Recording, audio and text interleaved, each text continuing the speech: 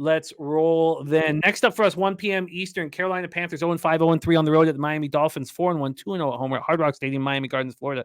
87 Fahrenheit, scattered thunderstorms, 12 miles per hour. How sad was it for everybody today to get the news that Achan is got the knee injury, going to be out for 4 to 6 weeks at this point. It was sad, watching everything he's doing. And he's doing it so effortlessly.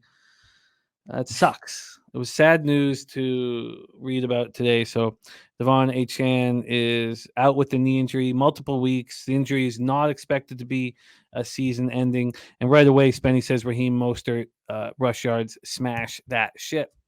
But that was sad to read. Let's take a look at the line history here with this spot. We have the total sitting at 48.5. This opened up at 48.5 at Pinnacle, and it's right there right now. There's been no movement to it, 48.5. From a side perspective, we have it sitting at 14 at Pinnacle. In Survivor, I took the Lions last week just to make sure I could take the Dolphins this week. Let's go over to the cash flow for this one. What an exciting football team these Dolphins are. It's good for the sport. See the Dolphins playing like this. We have 94% of the tickets, 92% of the cash on the Miami Dolphins. Then you have 62% of the tickets and 59% of the cash on the over. So let's discuss the Panthers first off here. 87 Fahrenheit, scattered thunderstorms, 12 miles per hour. Carolina comes in off a 42-24 loss at the Lions. Bryce Young finished 25-41, 247 yards, 3 touchdowns, 2 picks. He entered the game with 2 touchdowns, 2 interceptions, and had already lost 2 fumbles in 3 starts. He looks very vulnerable out there. Adam Thielen becoming a nice security blanket for him.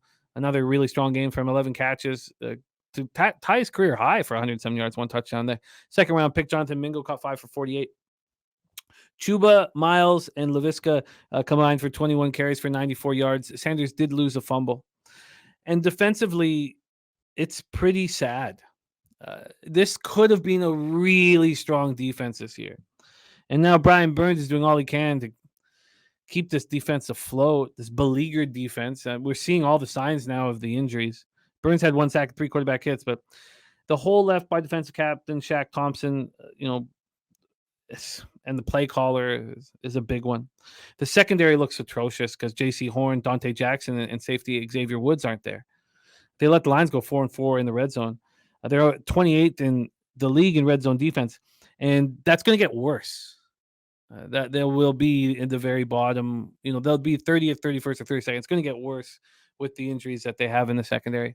Miami comes in off a 31-16 home victory over the Detroit Lions. They outgained the Giants 524 to 268. That 524 yards gave them 2,568 for the season. That's the most yards through 5 games of a season in NFL history. That's what we're watching right now.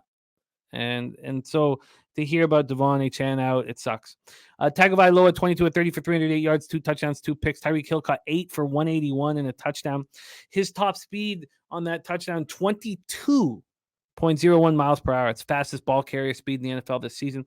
The Dolphins, listen to this. The Dolphins are responsible for the 7 fastest speeds in the NFL this year. 3 belong to Hill, 3 belong to Achan, and 1 belongs to Raheem Mostert.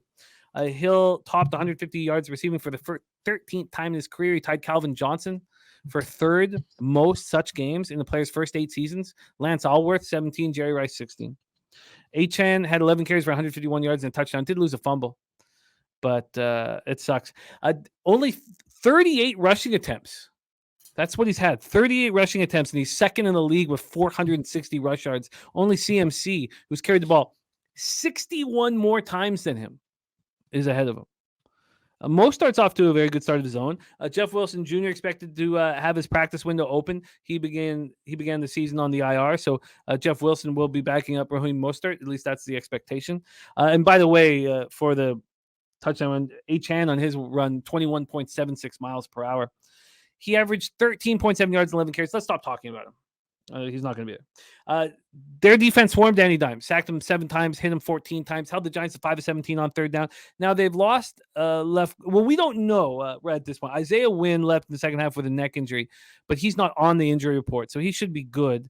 Linebacker Gene Phillips is listed as questionable, and we know that Teron Armstead's on the IR for at least 3 more games. Is there a betting angle that you see in this one? I mean, do we take the Dolphins to smash and grab here without Achane? Because they're not as dangerous with Mostert and Jeff Wilson Jr. I mean, we saw this play last year. Take it away for us here. Panthers, Dolphins, Hard Rock Stadium. I'll be real brief here because I don't think I'm going to have action on this game. And the only thing that I've started to lean heavily or more towards, I should not say heavily, is Panthers plus the points. I think Birdie brought up some good points on the Dolphins defense kind of grading out below average in a lot of cases, and in bigger games, they really grade poorly on the defensive side. Especially like if you look at that Bills game, not many players graded over 50, and that's pretty embarrassing. But Bryce Young, I just want to make a couple points here. Bryce Young, he's getting completely thrown to the wolves, but who is around him? Terrible offensive line, bottom third of the league. I mean, they're what are they? 28th and 27th. Pass block 28th, run block 27th. They have no talent around this poor rookie quarterback, first pick of the draft. Everyone's throwing him to the wolves. Slow down on this kid. Let him evolve, and it might be his evolution might be done being where he's at. Unfortunately, maybe that's the truth. But this, to me, is looking like a complete look-ahead game for the Dolphins. They got the Eagles next week. This is just a survive and advance type of spot, in my opinion, kind of like we were talking about with the Chiefs. And I mean, just statistically, the Panthers are due for a cover. We know these teams don't go 0-7 ATS, 0-17 ATS. So I think, if anything, I'd be on the Panthers, but I probably won't end up getting there. Look ahead spot's very important to mention for the Dolphins. I don't want them at this big of a spread, without Achane.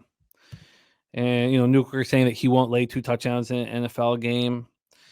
So, I know Plus talking about the Dolphins Eagles in week 7. How much interest do they have in this game?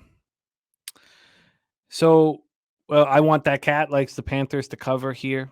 Birdie says lots of value betting against the Dolphins moving forward. If you look at the metrics, they're not grading out overly well based off what they have looked like. Their D is struggling. Spenny Pennybomb says he's learned his lesson with the Panthers this year. No more of that. Says Bryce Young does not look good at all, and the defense is terrible. It's too bad. This defense could have been so good. So with all this being said, I wish I could bet the under, have the balls to bet the under. I don't have the balls to do it, but I think that would be an interesting look here. Without Achane being able to, I'd also love, if this, I can't do it. I don't want the Dolphins in a game where they don't care about it. I don't want the over in a game that they just want to get out healthy and they don't have their superstar running back. There's nothing here that's appealing at all. So let's move on.